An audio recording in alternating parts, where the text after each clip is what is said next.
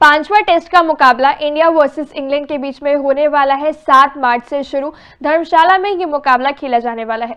4 मुकाबलों में हमने देखा कि शुरुआत जहां इंग्लैंड की अच्छी हुई थी जीत के साथ, उसके बाद से उनके हालात काफी ही खराब चल रहे हैं। 3 बैक टू बैक भारतीय टीम मुकाबले जीतने के बाद ये सीरीज 3-1 से ऑलरेडी अपने नाम कर चुकी है, जिसमें अभी भी एक मुकाबला इस सीरीज का बाकी है। लेकिन वही अगर बात करें तो आखिरी मुकाबले से पहले जो कहीं ना कहीं एक आई है बड़ी खबर, यानी 2 खिलाड़ी है इस समय दोनों टीमों से एक खिलाड़ी। बात करें रविचंद्रन अश्विन है एक खिलाड़ी भारतीय की टीम की तरफ से, तो दूसरी तरफ इंग्लैंड की तरफ से जॉनी बेयरस्टो। ये दो दिग्गज खिलाड़ी हैं और दोनों खिलाड़ी करने वाले हैं अपने नाम आखिरी टेस्ट के मुकाबले में एक खास बड़ी उपलब्धि अपने नाम। बिल्कुल, मैं दर्शकों को बताना चाहूंगा कि जो जॉनी बेयरस्टो इंग्लैंड के लिए और आर अश्विन इंडिया के लिए कहीं ना कहीं धर्मशाला मुकाबले में अपना दोनों ही शतक पूरा करेंगे।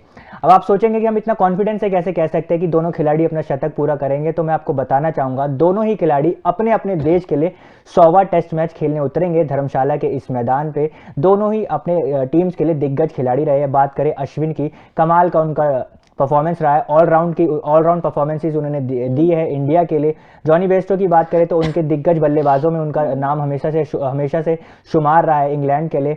एक बार हम उनके आंकड़ों पे भी नजर डाल लेते हैं। मान्य अगर बात करें सबसे पहले आर अश्विन की, तो उनके बॉलिंग फिगर्स पे एक बार हम नजर डाल लेते हैं। 99 मैचों में उन्होंने 507 विकेट हासिल करे हैं। उनका एवरेज 23.91 का रहा है। 5 विकेट हॉल उन्होंने 35 बार अपने नाम किया और वहीं 10 विकेट का जो एक रिकॉर्ड होता है वो 8 बार उन्होंने हासिल किया है। बिल्कुल, ये उनकी बॉलिंग के थे, लेकिन ऑलराउंडर कमाल के है तो बल्लेबाजी की बात करनी भी बनती है, जिसमें आप बल्लेबाजी के आंकड़े देख सकते हैं। उन्हीं 99 मुकाबलों में उन्होंने 3309 रन भी बनाए हैं बल्लेबाजी से। 26.47 का उनका एवरेज रहा है। 14 बार अर्धशतक, तो साथ ही 5 बार शतक लगाया और 124 उनका यहाँ पे हाईएस्ट स्कोर रहा है। अश्विन की बात करें तो साथ में दूसरे खिलाड़ी जॉनी बेयरस्टो की बात करनी भी बनती है। तो अगर उनके करियर की अगर स्टार्ट देखें टेस्ट में, तो उन 99 मैचेस में 5,974 रन उन्होंने बनाए हैं। 36.42 का इनका एवरेज है।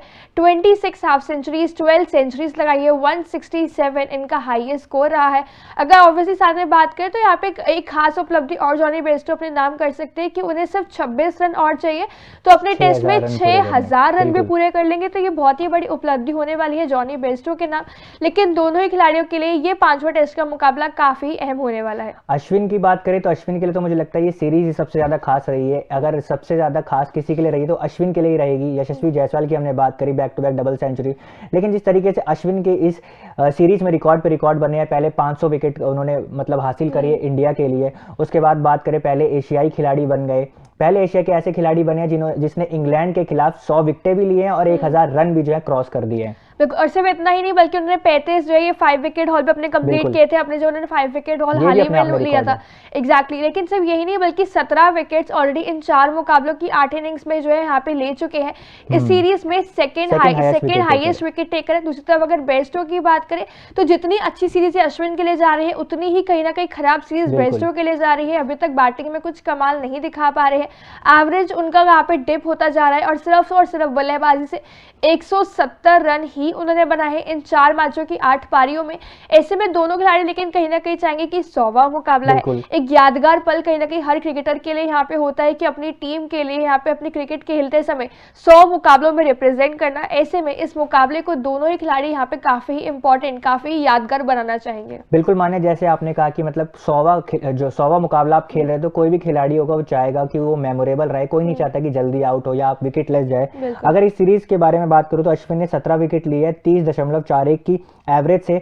वहीं बेयरस्टो की बात करें तो सिर्फ मात्र 170 रन ही निकले अभी तक उनके इस सीरीज में।